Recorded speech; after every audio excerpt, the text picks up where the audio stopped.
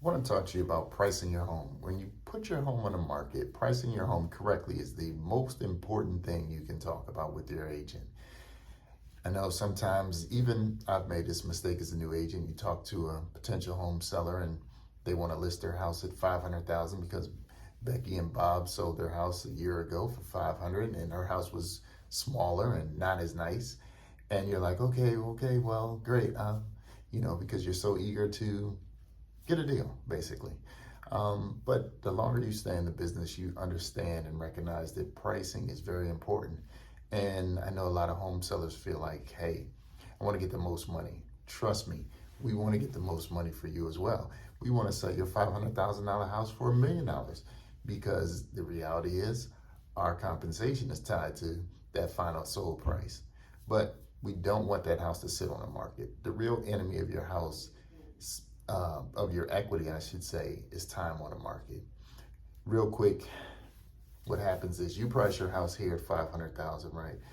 And if your agent says we think we need to be a little lower, say it's even just 490, but you say, hey, I want to get that 500 because I put in these great floors and I've done all this work, and you put it on the market. It doesn't, it sits there for 30 days, it's not moving, and you're getting a little frustrated.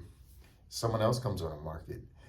Their agent looks and sees that your home, similar square footage, no two homes are the same, but similar beds, baths, and square footage is at 500. They decide, well, let's put it at 490 because this $500,000 house isn't selling. What happens now is the benchmark for the market becomes 490 for your size home. And if that house goes under contract, and in today's market where buyers have more options, homes are sitting on the market longer, that house may actually sell for 485. So do you know the new price is 485? If you're at 500 now, it's at 485. And then the next one that comes on, their agent looks at MLS and sees what it's sold for. Similar beds, baths, square footage. They're going to price it 485. You're at 500. When that consumer's scrolling through Zillow and they see 4 beds, 3 baths, 2,500 square feet, 500, 485, which one would you choose?